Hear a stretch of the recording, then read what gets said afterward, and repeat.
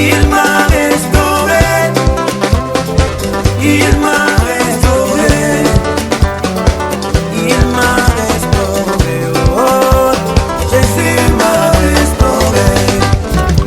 Dans la prison satanique où moi j'étais, plus rien ne pouvait prospérer. Mais cet homme de Galilée, Jésus m'a libéré. Ma vie était condamnée, condamnée par la sorcellerie. Mais cet homme de Galilée, Jésus m'a libéré. Il m'a libéré. Il m'a libéré. Il m'a libéré. Il m'a libéré. Il m'a libéré. Il m'a libéré. Oh, Jésus m'a libéré. Alléluia. Alléluia. Alléluia. Alléluia. Oh, alléluia. Après la mort de Lazare, sa famille a partagé ses biens, car ils ne savaient pas qu'un jour Lazare allait revenir à la vie. Mais lorsque Jésus-Christ de Nazareth est apparu aux funérailles, les données ont changé. On dit funérailles est devenu une vraie fête. Oh yes, il a crié sur la tombe de Lazare. Lazare est sorti. Miracle spontané. Jésus m'a libéré. Il m'a libéré. Il m'a libéré. Il m'a libéré.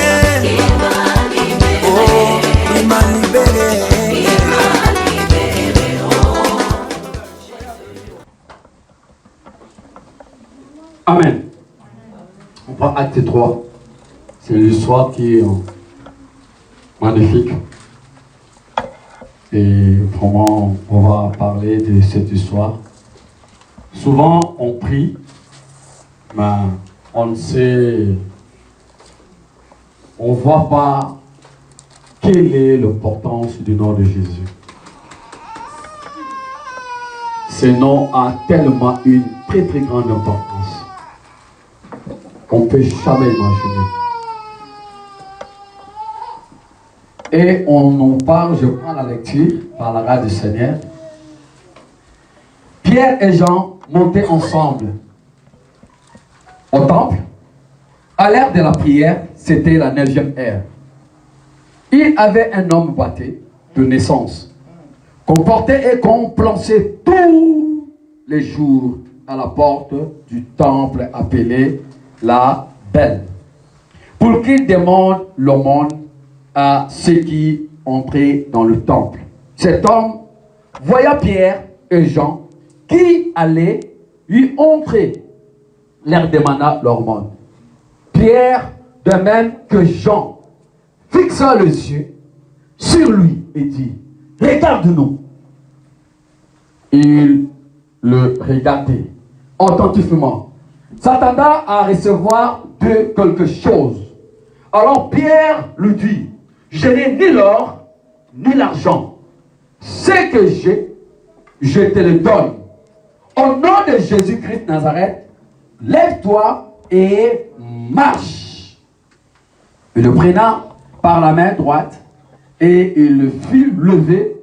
En même instant, ses pieds et ses chevilles devinrent fermes. D'un saut, il fut debout. Il se mit à marcher. Il entra avec eux dans le temple, marchant, sautant et louant Dieu.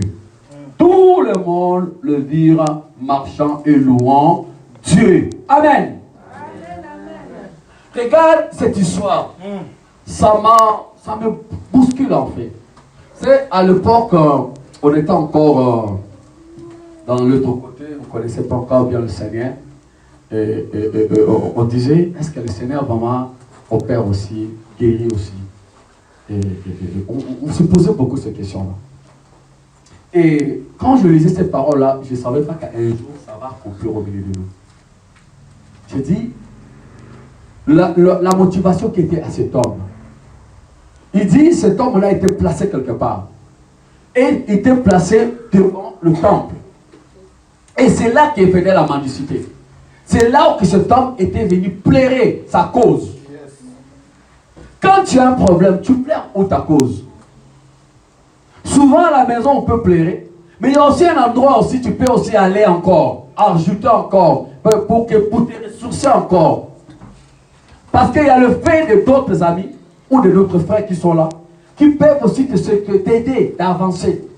Et la Bible dit que Pierre et Jean, ils viennent comme ça, il vient cet homme. Et cet homme, il le regarde, il attendait quelque chose. Il attendait l'argent, parce que c'était sa habitude. Depuis sa naissance, on le plaçait là. Depuis sa naissance, on le place là pour qu'il fasse la mendicité. La Bible dit que cet homme-là était mendiant. C'était quelqu'un qui mendiait, qui vivait que de ça. Et quand on fait la mendicité, c'est quelqu'un qui a des situations compliquées, qui a des problèmes, qui vit dans la pauvreté, qui ne sait pas comment gagner un pain. Et la Bible dit que cet homme-là était boité. Il ne marchait pas. Ils étaient, vous savez, ici encore, quand on a encore des défauts, on peut encore être sauvé parce qu'il y a des aides. Mais dans nos pays, on sait que quand quelqu'un est infirme, son cas est scellé. Donc, personne ne peut le regarder même. Personne ne peut même penser à lui. Même sa propre famille, ils vont même le rejeter, l'abandonner. Donc cet homme-là est abandonné à lui-même. À lui-même, comme toi, comme moi, nous sommes abandonnés à nous-mêmes. Nous sommes boités, nos problèmes, nos difficultés qu'ils ont avec nous là. C'est ça. Oh yes. On est boités. Tu marches, mais tu sais qu'il y a quelque chose qui te manque. Tu n'as pas une joie complète, bien-aimé. Tu veux que le Seigneur te donne quelque chose. Tu veux que le Seigneur t'ajoute quelque chose. Donc, quand on te voit homme ou on te voit femme. Mais quand on entre en toi, il y a toujours quelque chose dans lequel tu attends dans le port du Seigneur. Donc, tu es boité. Et cet homme, il dit, lui aussi était là. Il le regardait. Quand étant que boité, il se place devant le temple. Il dit, je vais aller chercher ma solution devant le temple. Et il était là chaque matin. Pendant que les gens venaient prier. Et il se tenait pour faire la manche. Pour demander. Et la Bible dit qu'un jour, il voit un homme rempli d'onction. Un homme qui n'avait pas l'argent. Un homme qui n'avait pas le 4x4, la grosse voiture, la maison, mais il avait quelque chose de meilleur, Amen. Qui était plus important. Ma soeur, tu peux tout manquer, mais le nom que tu as là, c'est ça ta richesse. C'est ça ta richesse. C'est ça ta richesse. Le nom que tu as là, on dit qu'il n'avait ni l'or ni l'argent. Yes. Il n'avait rien, cet homme-là. Il dit que quand ils se sont regardés à deux, il dit, mais qu'est-ce qu'on va faire? Et pendant que l'autre attendait quelque chose, il attendait de l'argent. Il attendait qu'on le donne. Il attendait qu'on fasse quelque chose qui était, pour lui, ce n'était pas une solution. Parce que pour lui, on allait le donner aujourd'hui. Mais demain, il aurait revenir encore là-bas. Parce que durant toute sa vie, on lui donnait. Durant toute sa vie, on a dit qu'il était boité de naissance. Donc, on le plaçait là durant toute sa vie. Et quand tu vois, on dit que cet homme-là était âgé de 40 ans. Donc, pendant 40 ans, il a fait ce travail. On lui donnait pendant 40 ans. Je ne sais pas quel âge que tu as. Tu ne sais pas quel âge que j'ai. Mais boité que je suis, boité que tu es, chaque jour, tu te places pour demander quelque chose. Chaque jour, tu attends de quelque chose. Comme cet homme-là était là. Il dit, Seigneur, quand est-ce que le problème de mes papiers vont finir? Seigneur, quand est-ce que le problème de ma stérilité va se finir? Seigneur, quand est-ce que le problème de mon mariage va finir? Seigneur, donc chacun de nous a toujours quelque chose dans lequel il attend. Et il se tient devant le temple. Il dit, je suis devant le temple. Comment je vais avoir la solution? Et chacun de nous pose sa main. Seigneur, quand est-ce que je vais avoir les enfants? Seigneur, depuis longtemps, je suis avec cette femme. Depuis longtemps, je suis avec cet homme. Quand est-ce que cet homme va venir m'honorer? Depuis des années, depuis le temps, je suis là, Seigneur. Quand est-ce que ça va finir? Quand est-ce que, Seigneur, tu vas agir? Et cet homme-là, pendant 40 ans, était là assis. Pendant qu'il demandait, il recevait quelque chose. Mais ce n'était pas la solution. C'est ça. Les gens venaient lui donner. Mais ce n'était pas la solution. Il avait le soutien, cet homme-là.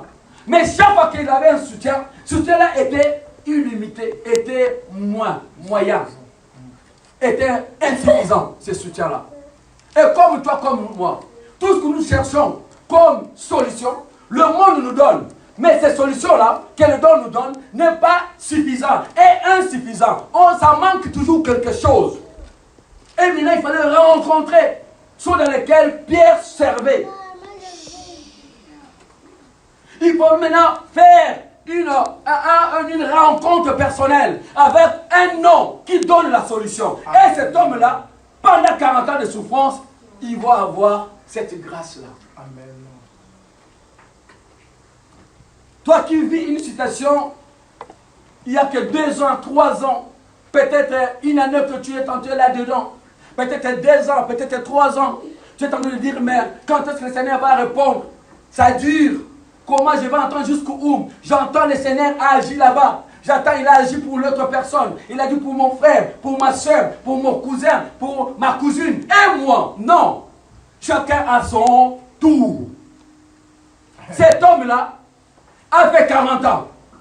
Mais pendant ces 40 ans, c'est-à-dire que Jésus déjà était passé. Jésus guérissait aussi les autres, oui ou non? Mais lui était là, il n'a pas eu cette opportunité. Mais maintenant, il faut qu'attendre que Pierre vienne.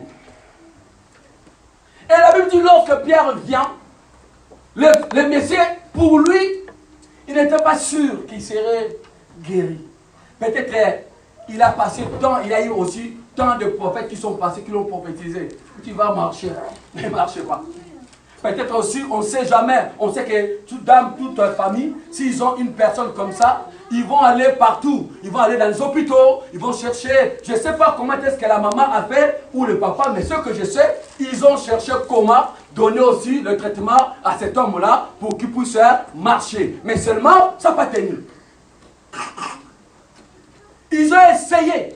La famille a essayé. Peut-être aussi des amis, parce qu'il grandissait aussi, il a aussi rencontré aussi d'autres amis. Des amis aussi, ils ont essayé de lui dire, regarde, tu peux aller là-bas, là-bas on se peut te soigner. Lui-même, si dans ce qu'on lui donnait comme l'argent, il a aussi essayé de faire quelque chose. Comme toi, dans ta situation, tu essaies aussi de faire quelque chose. Tu ne restes pas assis. Si peut-être il faut écrire, tu écris. Peut-être il faut voir le médecin, tu vois le médecin. Si peut-être il faut parler, tu parles. S'il faut demander la prière, tu demandes la prière. Mais seulement, ça ne bouge pas. Comme cet homme. La Bible dit, il n'a pas abandonné à se présenter au temple. Amen. Il était toujours là. Il y a des moments, il faut toujours être au pied de Jésus pour entendre ce que tu attends. Ta promesse, Habakkuk dit, attends là, ça va s'accomplir certainement, même si ça tarde. Donc il y a un moment, la promesse va s'attarder. Mais comme c'est Dieu qui a parlé, ça va s'accomplir, que tu veuilles ou pas. Le temps, tu ne sais pas. Tu ne sais pas le temps. C'est ça. Avec Dieu, ce n'est pas tu me donnes, moi je te donne. Non. Paul, c'est Pierre, pardon, se lève et dit, l'or, si tu cherches l'or, je n'ai pas. Si tu me cherches le père, je n'ai pas l'argent. Il dit, pendant que le Messie attendait qu'on le donne l'argent, la Bible dit, on a ses mains fixées sur les yeux. On le regarde. On dit, regarde-moi. Ah, c'est beau. Quand tu regardes comme ça, quand le Seigneur, tu ouvres les yeux, tu vas voir ce qu'il y a dans l'homme et à la personne. Et la Bible nous parle que lorsqu'ils l'ont fixé, c'était un démon de paralysie qui était avec cet homme-là. C'est pour dire, regarde-nous.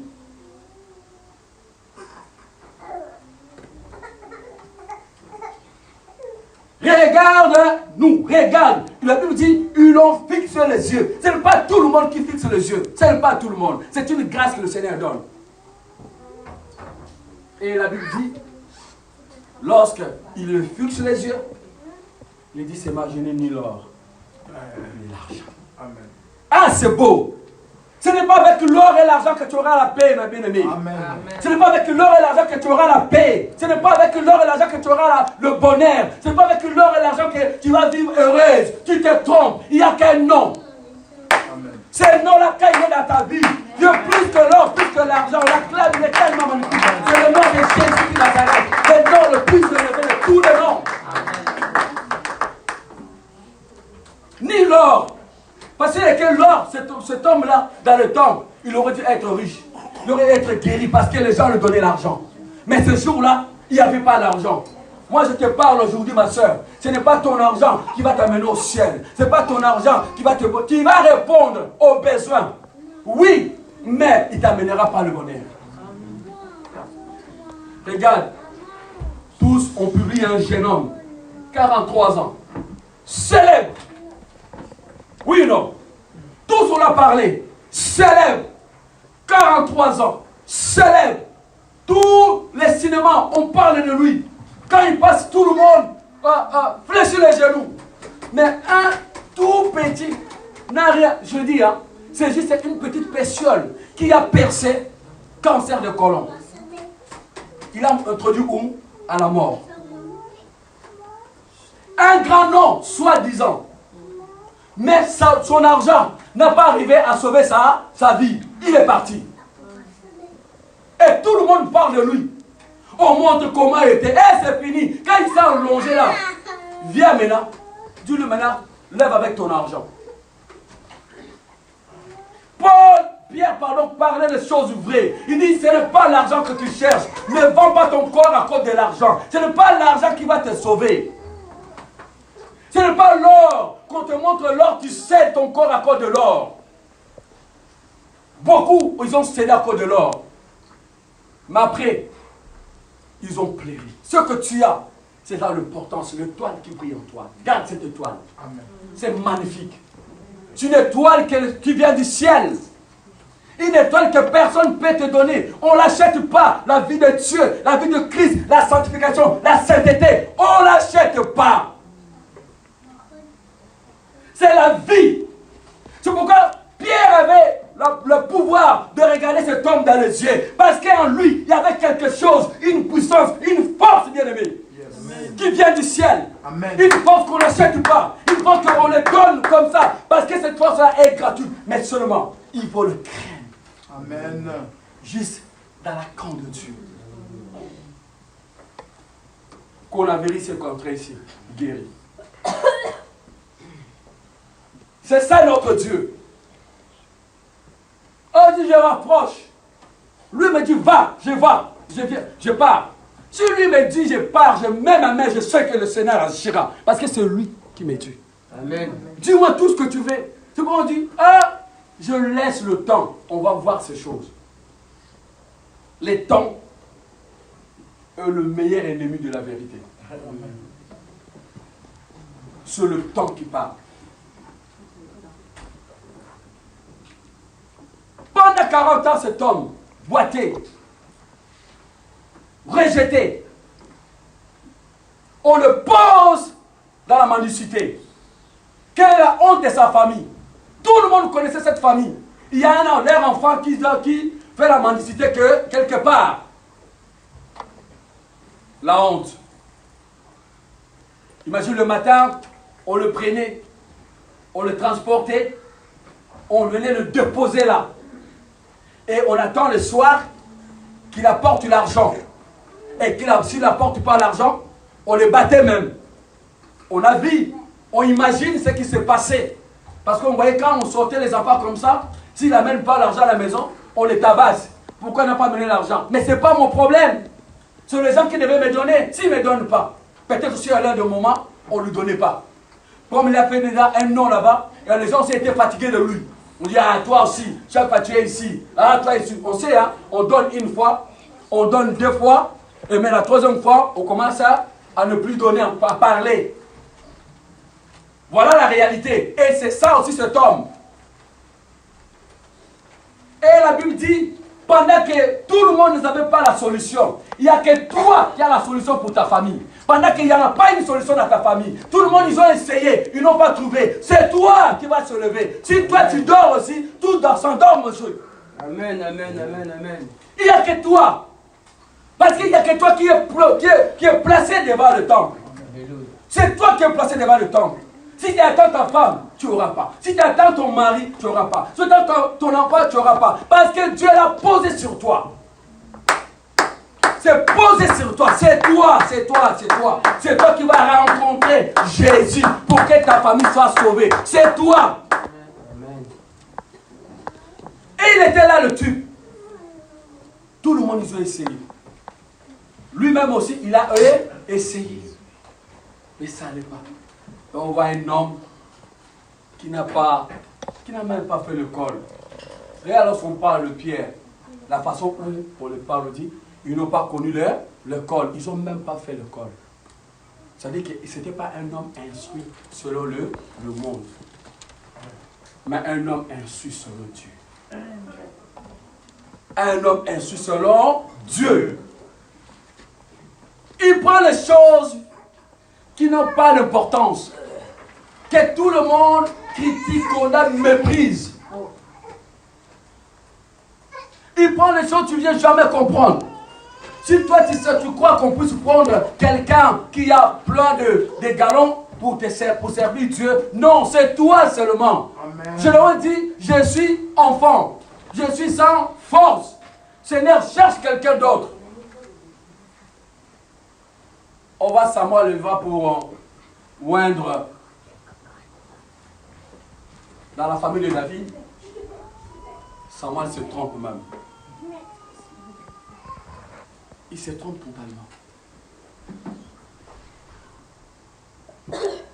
Quand Dieu a mis un sceau, les hommes vont se tromper. Amen. Amen. Les hommes se trompent. Les gens se trompent. Toi-même aussi, tu te trompes. Toi, tu te poses le question, Seigneur, est-ce que tu es avec moi ou pas? Parce que je ne comprends pas, Seigneur. Amen. Je prie, non, Seigneur. Mais comment je ne m'en sors pas de là? Avec Dieu, c'est comme ça. Parce que quand lui-même va te donner, toi-même, tu vas dire, ce que j'ai là, ce n'est pas des hommes. Ce n'est pas des hommes. Et le frère, notre bien-aimé, était là-dessus.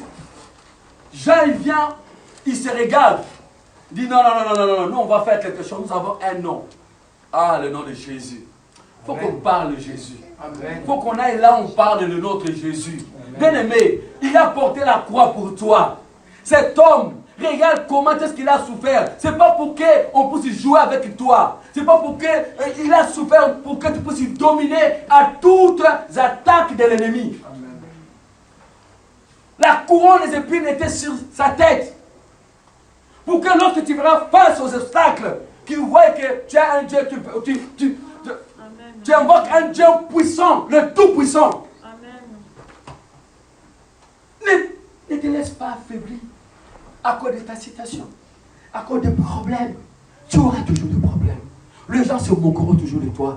Qu'importe tu vas faire, tu seras toujours calomnié. Qu'importe tu vas faire, tu seras toujours rejeté. Il y a toujours une bande qui vont te rejeter, une bande qui vont t'abandonner.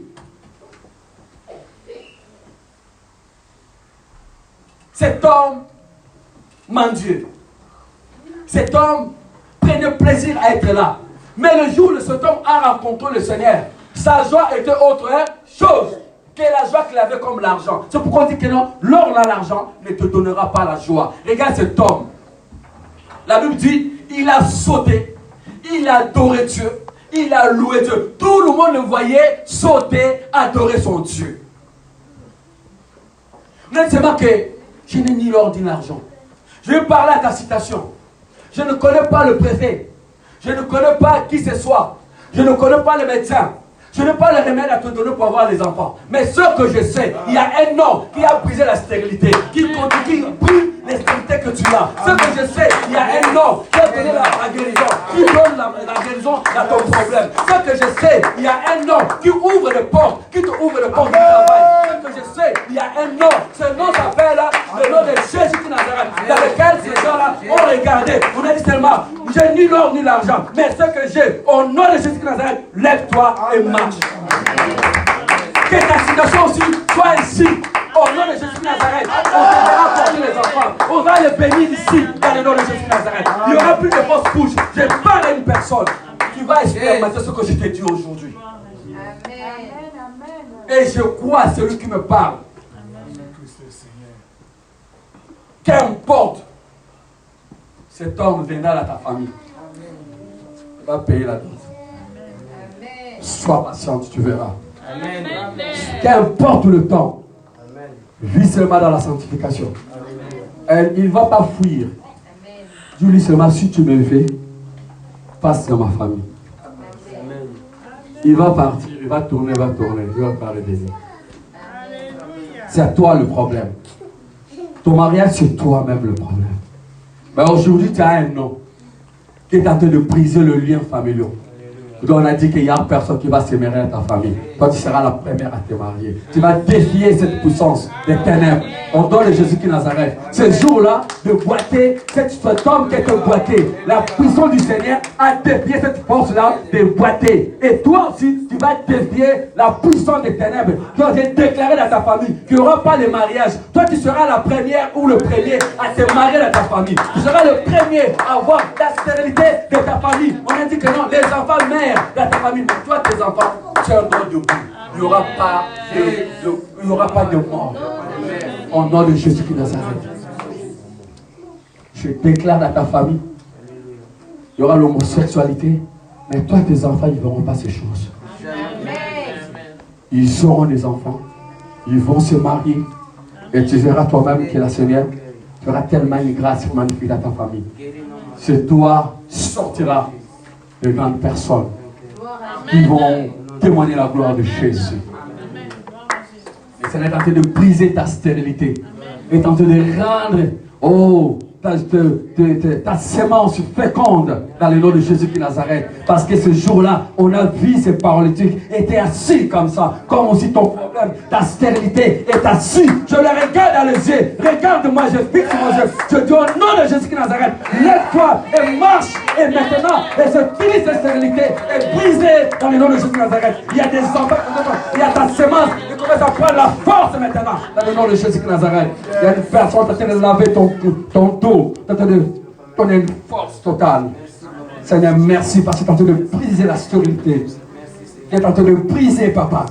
Tu es en train de donner, papa, la force à cette sémence qui germe au Dieu de gloire. Car tu as dit, tu es germe. Oh, tu germes, Yahweh. Seigneur, tu es tellement magnifique. Tu es en train de briser les chaînes. Oh, là où les choses ont été fermées. Seigneur, nous voulons encore ouvrir ton témoignage au milieu de nous. Comme cet homme le matin, il a témoigné cette maladie. Dans tout le monde fuit. Mais Seigneur, comment ne pas t'adorer? Ah, il y a cette chanson. Comment ne pas t'adorer? Comment ne pas t'élever? Tous ensemble. Comment ne pas t'adorer? Le temps, on la chante ça. Comment ne pas t'adorer? Comment ne pas t'élever? Tout ensemble, on se tient debout. Comment ne pas t'adorer? Oh!